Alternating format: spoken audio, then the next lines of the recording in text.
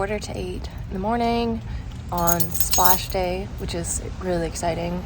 I'm just sitting under Perry's Hall because the weather is fucking shitty today.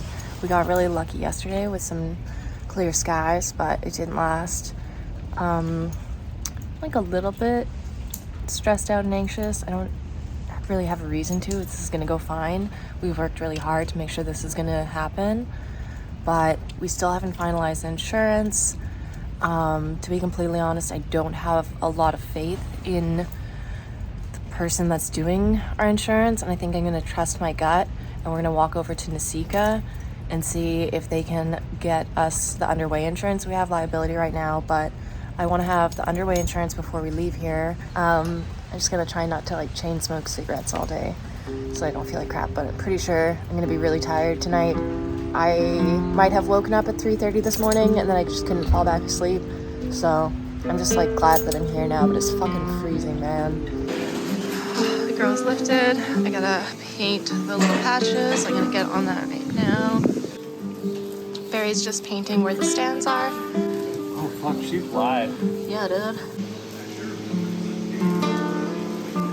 Oh, done. Done. No. It's just fucking wild. There's our girl.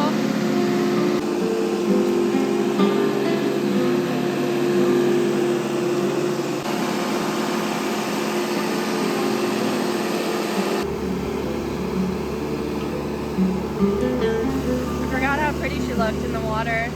Oh, she's way down there. So Barry's just changing the lines over.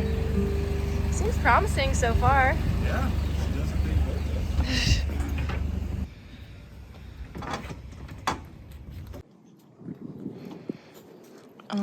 Simon's gonna be here in about half an hour, and we're gonna take our girl to Gabriella. I'm not gonna go because I have to work tomorrow, but I know that he's gonna get her there safe, so. All right, this is the last time I kind of get to see her for a while. Well, how are you feeling? Good. Good. Yeah, thanks for getting it all done. I always get the little EBGBs before I take off on a tow. There's always like a little bit of nerves. I find you just gotta go to the bathroom and then you're good. Yeah, just shit off the end of the dock. It'll be fine. That's good. Yeah, no, it's nice that I've done about like A million of these. like I don't know 150 tows in the last year. Feels feel a lot more confident doing this now. That makes it Now sound that like you I've have a done foot fetish. You're just really funny this morning, aren't you? Just so funny. He's done 150 tows. That's pretty kinky. So yeah, this little boat here is going to be towing Perry back to Gabriola. They're both of the same age. Yeah. Obviously, as is tradition. Woo! Diesel loves their oil like a sailor loves his rum. Yeah. Why is that? Why is that? Can't say. Nobody really knows. Nobody really knows. Oh, I'm gonna miss her. Yeah, I'm going to miss her too.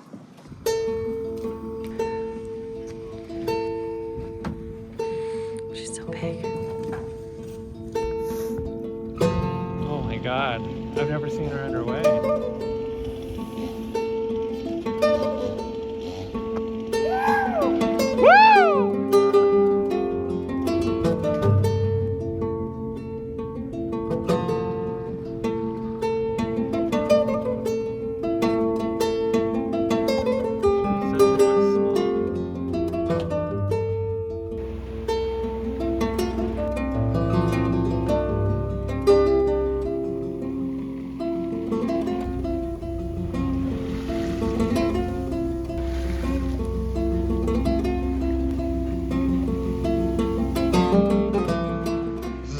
Pretty emotional day for me. It's the first time I've been on paraheeling in the water, and I love the way that she feels. Everything's starting to make a lot more sense about her layout, and just she's so stable, she's so heavy, and those gunnels don't feel quite so tall, so it's tall but not too tall. Feels good. Feels really, really good.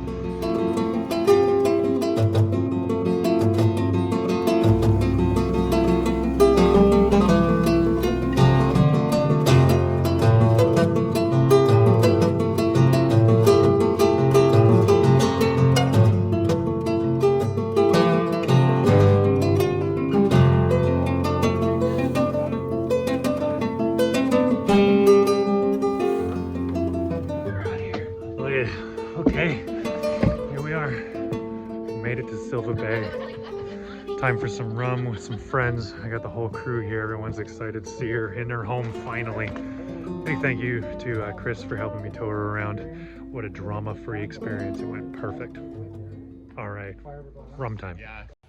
Nothing was fused. So this is one of 6 panels on the boat. 7 if you include the residential panel behind us. And while I'm busy doing the electrical, Dusty's gonna be in here doing what Dusty does best, and that is making Shit work. making something out of nothing. We're still at the point where we're not 100% sure what happened, but we're 99% sure we know what happened to the oil and to the water system. So that we're just pulling out all the oil and water that was in there. There's still quite a lot. We're doing another oil change before we even try to turn this engine over. Dusty, anything you want to tell the people? Somebody's a fucking idiot. He says that about all the engines he sees. Is maybe the impeller fried? No, it's trying. That looks pretty good. Yeah. Seals a little. Dusty, you ready? Yeah.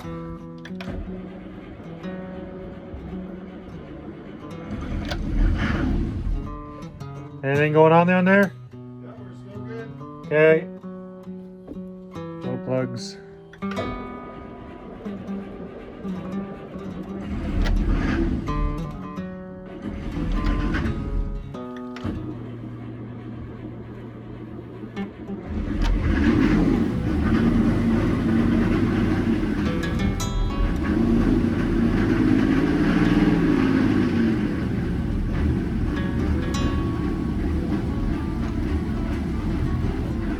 That's a lot of smoke. Lots of water coming out. How's it looking down there, Dusty? So far, so good. We got some rain coming from somewhere. I'm not too sure where yet. All right.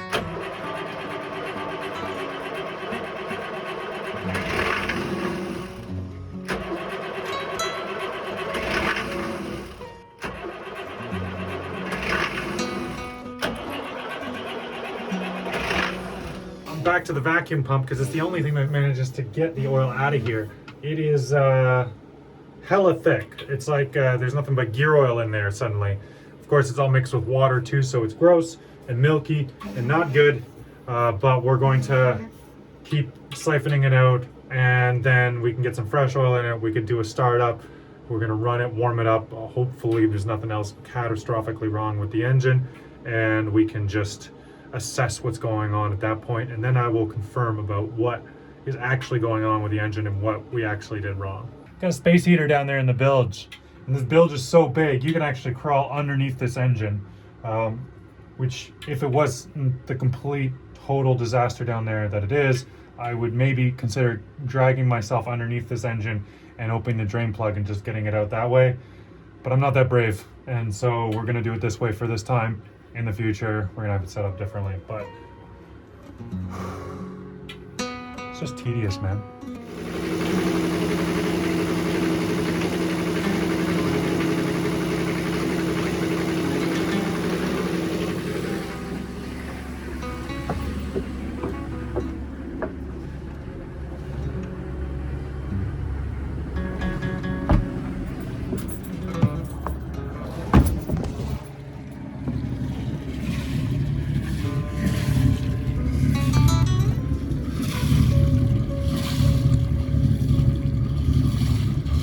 All right, well that's actually starting to clear up now.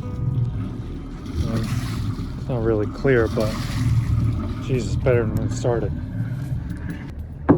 There's still some real issues with it, so we're gonna warm it up. We'll do another oil change.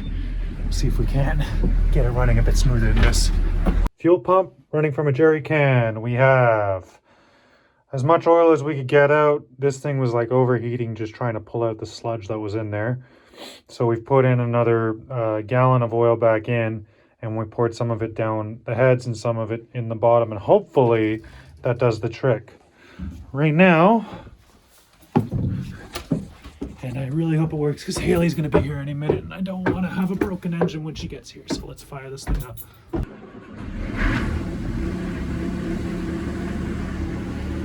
Right.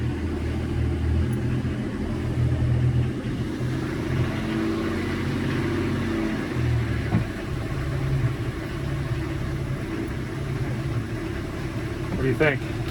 Sounds, like more importantly, it smells great. Smells I great. think that's like the most notable difference is that the white smoke is gone. Like there's still a little bit. Oh, it's all coming over to starboard. But like I'll show you the video when the big smoke happened. Oh, the big smoke. The big smoke. So I was outside painting the hull. Yeah. Yeah, and I got like a brief video, and it was like 10 times that.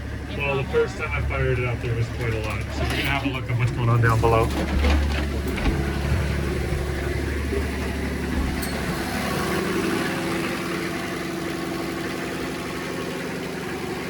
No oil. Look at that. Practically quit smoking. Oh, that looks good.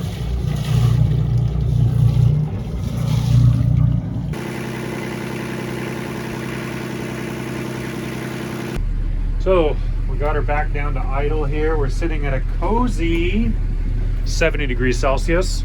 It's not quite full mid-temperature, but the temperature's not climbing any further. So that's probably where the temp gauge is set for. And so that means she's up to temp. We're gonna kill the engine now and try and do another oil change. By the way, the steam coming out of that thing was water boiling out of the oil coming out the breather valve. We like that. It's good news. There we go. That is it. Oil change time. The water intake just fell off. Oh my God. It's a new one. New and exciting. Just fell right out of here. We checked that earlier. That has just a rubber O-ring and it's just pressured in there. So I don't know how that's supposed to seal. Maybe there's some glue supposed to go in there, but that definitely isn't supposed to pop off like that. Look at that warm oil. Come on, girl. Look at that. Look at it. It's practically flying out of there. Okay, we finished 5 oil changes. The engine is clean and clear and running well. Luckily, we didn't bend any rods, so we're happy and everything is going good. Now, what actually happened? Well, we've got a couple scenarios that can all feed on each other. We are dealing with intakes and exhausts. On the exhaust side, it's always good to have an anti-siphon loop or some sort of loop way above the water line that allows you to ensure that water can't get up and in and back through the engine. I've seen a boat almost go down because of that, so it's good to set that up properly. This was not that. We had a siphon break before the raw water pump, which we deleted. Now that was there because the boat is overloaded so much that the outlet for the raw water at the exhaust elbow was now below the water line, and that could create a siphoning loop that would suck water over the big loop on the intake side and pull it through the whole engine and let it drop down the exhaust manifold through the exhaust port into the pistons, past the pistons, and into the crankcase. That's kind of what happened. We hooked our intake side to a hose, a garden hose, and then let it sit like that for a few hours, and you should not do that ever. So what that did is pumped water through the engine and allow it to make its way into the crankcase. Now, for the boat moving forward, there's a few different ways of keeping this from happening with seawater. The first thing is we just keep that ball valve closed whenever we're not running the engine. That just eliminates a lot of problems that could happen in the future. Another thing we can do is we can add a automatic siphon brake after the raw water pump. If we put it before the raw water pump, then of course it'll just suck air through there and dry out the engine and cause it to overheat. So we don't want that. We also took several tons of material out of the boats. Now the boat is sitting higher in the water, so we don't actually need it anymore because the exhaust elbow where it outlets is now significantly above the water line. We could also move the port for the raw water exhaust to further along down the exhaust manifold and have a loop before then that goes above the water line and allows it to just drain down into a wet muffler or something like that and straight out. out of the boat. So you've got basically three systems. You got the siphon, anti-siphon, you have putting the engine above the water line, and then you have putting the exhaust port way above the water line and downstream. So as of right now, we got the exhaust elbow above the water line, and that's great. We're probably going to add a siphon break between the raw water pump and the rest of the engine, which is a great idea. And we could even down the road change the exhaust routing such that the raw water enters at a later point and cools the exhaust down there and has no way of getting back into the engine. So 3 different ways keeping your engine dry. Ours is running great, and our next job is to strip that engine room and get the electrical running great. Thank you so much for watching. We'll see you guys in the next episode.